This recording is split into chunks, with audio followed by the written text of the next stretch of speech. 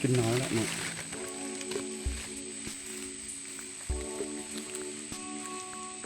เจออีกแล้วเนาะยอดสุดยอดเลย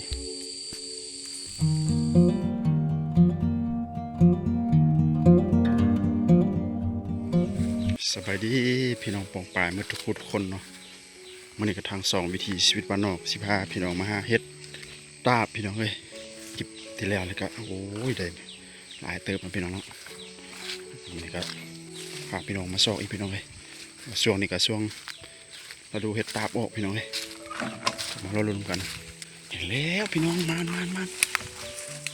ดอกแรกแฮกมาไปโถสุดยอดไปกำลังจุ่มดอกกำลังจุ่มพี่น้องเลยใส่โอ้ยเจ็บไม่ได้พี่น้องครับอีนี่พี่น้องเลยสุดยอดเลยพี่น้องบ้าดอกจุ่มต่างหากดอกอันนั้นต่างหากนี่มาเนี่ยดอกคลิปที่แล้วก็มานพี่น้องเลยคลิปนี้ก็มานที่เก่าพี่น้องเลยมาสุดยอดเลย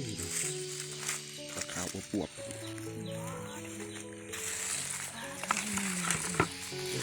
มาจากพี่น้องขาวนี่เด้โอ้แม่พี่น้องขักมาแน่แถน้อ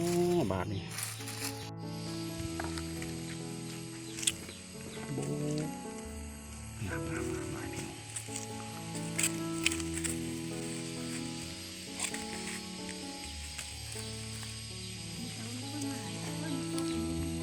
มือเสาก็มานี่ครับบุเห็นคนดิน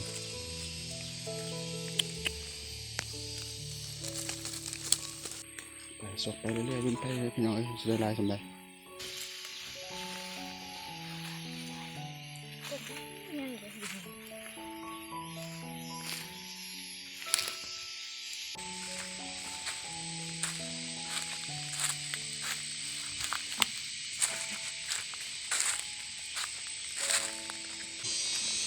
เจอเห็ดอีกแล้วพี่น้อง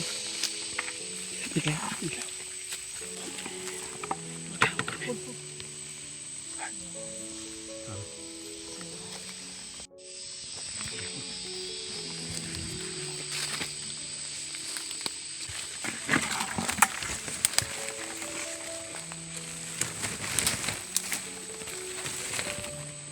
กินน้อยละเนาะ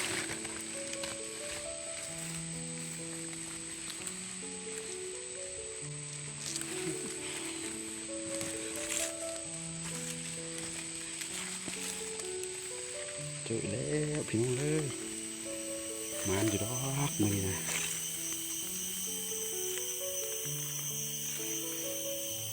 โอ้มัน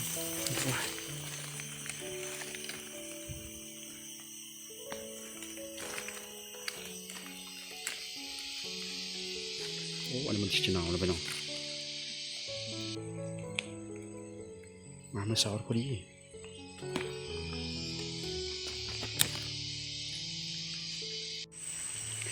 ได้ซ้ำนี้แล้วพี่น้องเลย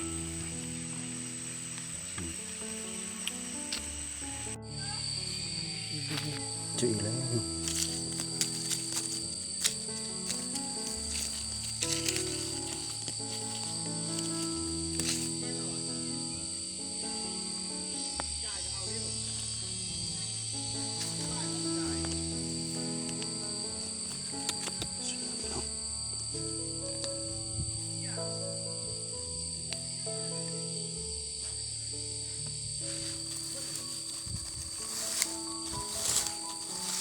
โอ้โหสุดยอดเลย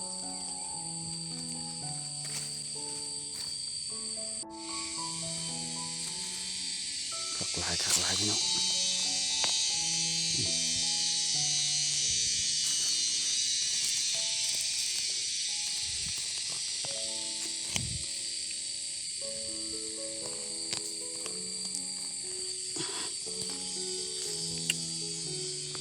โอ้ยเก่งจุ๊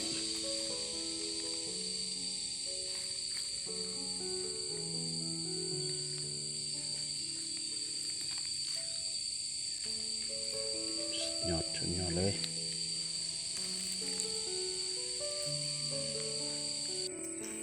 กำลังจุ่มน้ำพี่น้องแล้วพี่น้องอีกแล้วโอ้ยกำลังงามพี่น้อง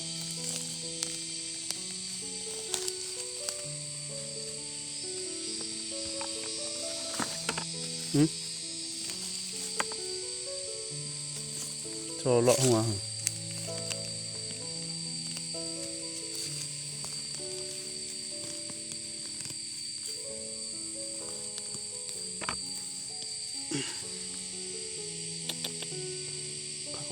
คักพี่น้อย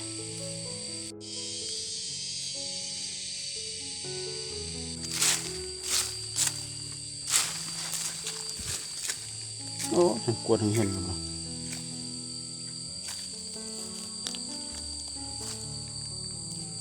กลัวทั้งเห็นออกว่ะ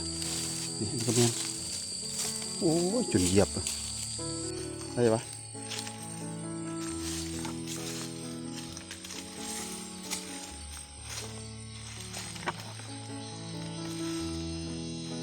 เจ้าขุดแถวขุดวานอ่ะ